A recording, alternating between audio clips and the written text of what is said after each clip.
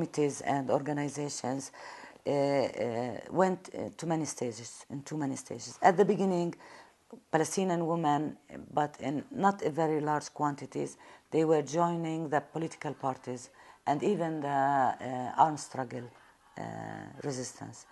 Being part of the political parties and being part of the resistance, this gives a very big push towards the women's situation.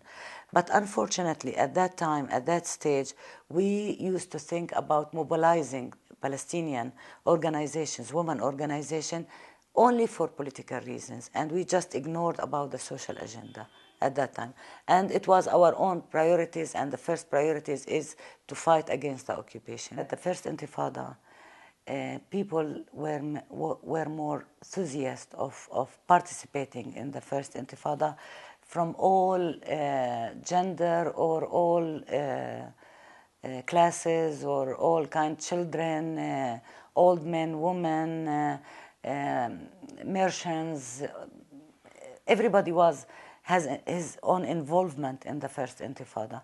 The second Intifada, I believe that it's imposed on the Palestinian people, and it's not coming from the people themselves. And because they start using the arms at the second Intifada, it took from the Intifada its popular character. So I believe that the second Intifada wasn't so popular like the first Intifada. And I think that for me as a woman, I felt my role was very bigger, much bigger in the first Intifada than the second Intifada.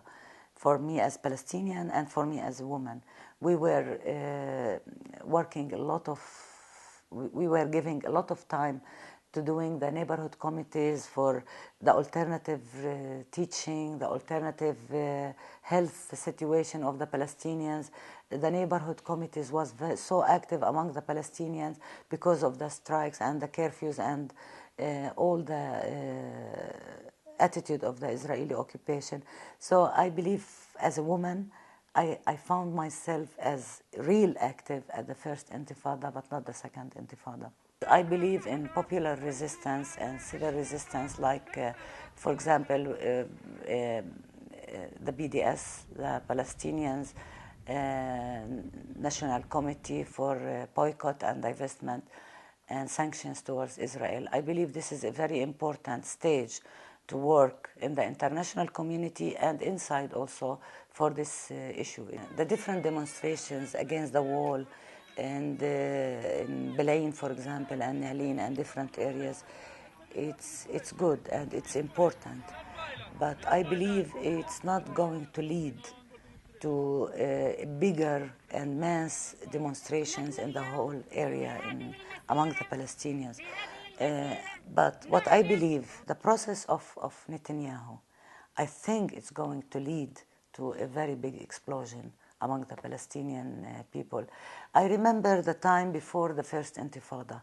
Everything was calm on the surface, and as if people, they accepted the occupation, and they used to go and work in the Israeli factories and living in better life or whatever. Nobody was expecting the first Intifada. Few weeks before the Intifada, nobody was expecting that this explosion among the Palestinians will happen. When we will accept, when we will reach to the point that there is no hope of the peace negotiations, what's the alternative? It's to start a resistance, a serious resistance against the Israeli occupation. I am a woman and I have to struggle for women issues, but I can't forget that I am a Palestinian also. I am a Palestinian woman. I'm not only a woman.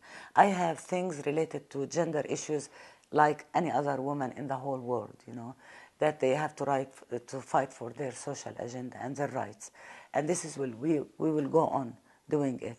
But also, as Palestinians, we have another important role, and we shouldn't forget it, which is to resist the occupation and to have to share the Palestinian resistance for freedom, because I believe that we can't divide freedom. Freedom, I can't be free as a woman while my population, they are under occupation. It's impossible, and I can't be free from the Israelis until also I'm free from the bad rules or legal aspects or social agenda. So it's connected to each other. You can't divide freedom, and we can't asking, for me also, I'm not asking as a woman for freedom only, but I'm asking for dignity. And the word dignity, it's the answer for all our struggle, you know. I don't struggle to be free without dignity. I can't believe in freedom without dignity, you know. So what our role should be as Palestinian women from now on, you know, related to the past, to think about social agenda, to think about political agenda, to be part of the community,